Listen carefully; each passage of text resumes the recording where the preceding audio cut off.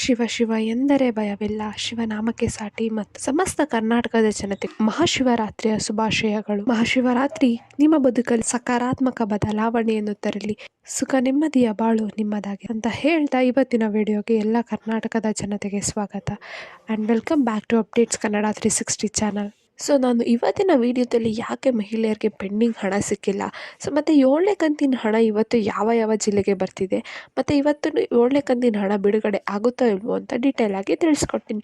So ಬನ್ನಿ, ವಿಡಿಯೋನ start ಮಾಡೋಕ್ಕಿಂತ ಮುಂಚೆ ನೀವೇನಾದರೂ ನಮ್ಮ ಚಾನಲ್ಗೆ ಸಬ್ಸ್ಕ್ರೈಬ್ ಮಾಡ್ಕೊಂಡಿಲ್ಲ ಅಂದರೆ ದಯವಿಟ್ಟು ಚಾನಲ್ಗೆ ಸಬ್ಸ್ಕ್ರೈಬ್ನ ಮಾಡ್ಕೊಳ್ಳಿ, ಹಾಗೆ ವಿಡಿಯೋನ ಆದಷ್ಟು ಶೇರ್ ಮಾಡಿ ಮತ್ತು ಈ ವಿಡಿಯೋಗೆ 30 ಲೈಕ್ಸ್ನ ಪಡ್ಕೊಳ್ಳೋಕ್ಕೆ ಹೆಲ್ಪ್ ಮಾಡಿ ಅಂತ ಕೇಳ್ತಾ ಮತ್ತೊಮ್ಮೆ ಎಲ್ಲರಿಗೂ ಮಹಾಶಿವರಾತ್ರಿ ಹಬ್ಬದ ಶುಭಾಶಯಗಳು.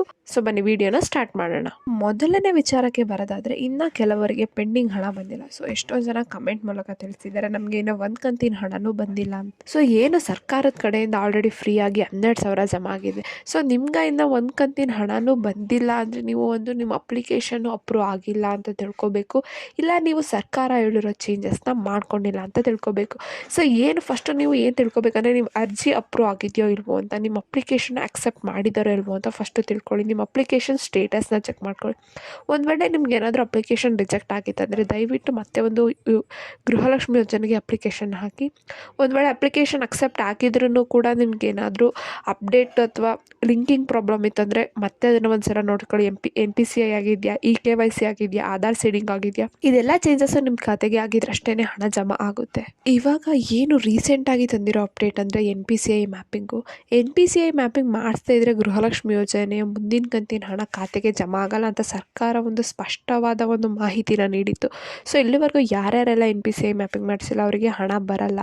7ನೇ ಕಂತಿನ ಹಣ ಆಗಲಿ 6ನೇ ಕಂತಿನ ಹಣ ಆಗಲಿ ಯಾವ ಕಂತಿನ ಹಣನೂ ಕೂಡ ಅವ್ರ ಖಾತೆಗೆ ಜಮಾ ಆಗಲ್ಲ. ಸೊ ಒಂದು ವೇಳೆ ಏನಾದರೂ NPCI ಮಾಡಿಸಿನೂ ನಿಮಗೆ ಹಣ ಬಂದಿಲ್ಲ ಅಂದರೆ ನೀವು ಹಾಕಿರೋ ಅಪ್ಲಿಕೇಶನ್ದು ಒಂದು ಫಾರ್ಮು ಮತ್ತು ರೇಷನ್ ಕಾರ್ಡು ಹಾಗೂ ಬ್ಯಾಂಕ್ ಖಾತೆ ವಿವರನ ತೊಗೊಂಡೋಗ್ಬಿಟ್ಟು ಒಂದು ಹತ್ತಿರದ CDPO ಕಚೇರಿಗೆ ಭೇಟಿ ನೀಡಿ ಅಲ್ಲಿ ಕೇಳಿ, ನಮ್ಮದು ಅಪ್ಲಿಕೇಶನ್ ಏನಕ್ಕೆ ರಿಜೆಕ್ಟ್ ಮಾಡಿದ್ದೀರಾ ಅಥವಾ ಅಪ್ಲಿಕೇಶನ್ ರಿಜೆಕ್ಟ್ ಆಗಿದೆಯಾ, ಹಣ ಯಾಕೆ ಬರ್ತಿಲ್ಲ ಅಂತ ಅವ್ರನ್ನ ಕೇಳಿ.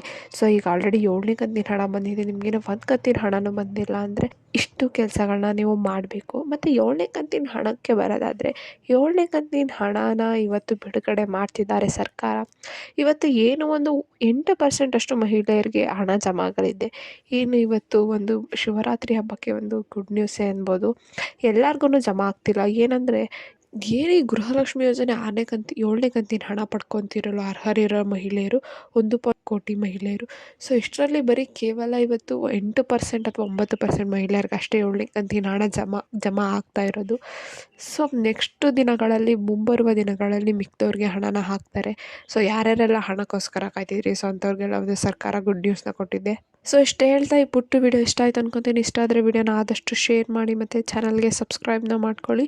ಏನೇ ಪ್ರಾಬ್ಲಮ್ ಇತ್ತು ಅಂದರೆ ಕಮೆಂಟ್ನ ಹಾಕಿ. ಧನ್ಯವಾದಗಳು.